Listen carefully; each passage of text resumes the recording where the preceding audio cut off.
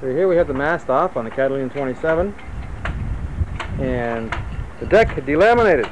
So we cut a hole here, you can see, and fill it with fiberglass. Must be 1.5 inches thick, I guess. Alternate layers of mat and roving. Yes, minimum 1.5 inches. Yep. And we also had jacked up The header. the header inside with a car jack because it had collapsed somewhat, hadn't it? Almost 1/2 inch. 3/4 of an inch? What do you think, Jimmy? Yeah, half. Okay. And we brought it up to within about 1/2 inch of the deck, and we used filler. From then on, what you use for filler, Jimmy? That is fiberglass resin with milled fibers. Fiberglass resin with milled fibers. Don't forget the milled part. The milled fibers to make it really strong. Yeah. This is stronger than new. Okay, can we see some holes there that we drilled to put where the deck was a little bit soggy? Yes, we have this new wonder board here. No, the holes here. Which hole? Yes. Oh, right there? Oh, yeah. We drilled a couple of holes here because the deck was kind of soggy. Drilled them out, cleaned them out, and put some roving in there, or some mat 1 inch by 4 inch pieces that were soaked in resin. And that stiffened up the deck again. Okay, now the top is starboard. Marine starboard. Marine starboard. 18 inches by 16 inches. You can see where our cut starts here. It's about 2 inches, I guess, from the hatch here. Our piece is 16 inches by 18 inches. Beveled. Could be a little bit bigger, right? Should have done it maybe a little bit bigger. And it would be easier. Countersunk. You want to put it in position there?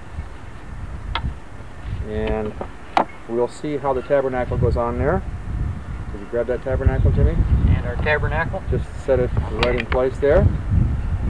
And it's going to go precisely here. This is a hinge tabernacle. Just hinge it up for a second there. Hello? But doesn't have to, yes, it talks. Anyway, it's going to be better than new, isn't it? As we put on the mast tomorrow. Okay, Jimmy, what do you got to say? Okay. Well, what we did is we sawed the hole out here with a skill saw. And after we dug out the plywood, we removed all the illegal drugs that were packed in Yes, there. right. And so then we had a nice void in there where we were able to pack in all the fiberglass materials and epoxy resins and milled fibers and so forth. It was rotten plywood we pulled out of there. Yeah, Lots we of it. pulled out the rotten plywood. And then after that we took old flour and water and old newspapers, mixed them together, made a putty, and packed everything in there. Yeah. And it'll hold up real well as long as you keep the bugs out of it. Yes. Well, that's strong like bull, smart like tractor. Okay, I'm going below and show what happened down there. All right, in the meantime, I'm going to put this part on. Okay. And then we'll break for a commercial. Okay, for this old boat. Yep. Okay, here we are in the head. And up here, this had collapsed here and here on either side of the mast post. So we put a jack here and here, and jack this up into place as we laid the fiberglass above. We let the fiberglass cure, took the jacks away, and it looks like $1 million. As soon as we clean up, it will. Boy, is this boat a mess right now, or what? This is what they call a tall rig. You can tell by the bowsprit here. Mine doesn't have that. My mast is shorter, so my forestay joins with the deck more inboard.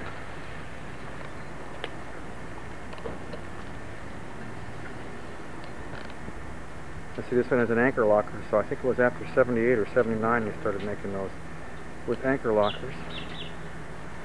And there's a vent up there. I'm going to try and do the same kind of vent on mine. It's for sale. Asking price $11,500.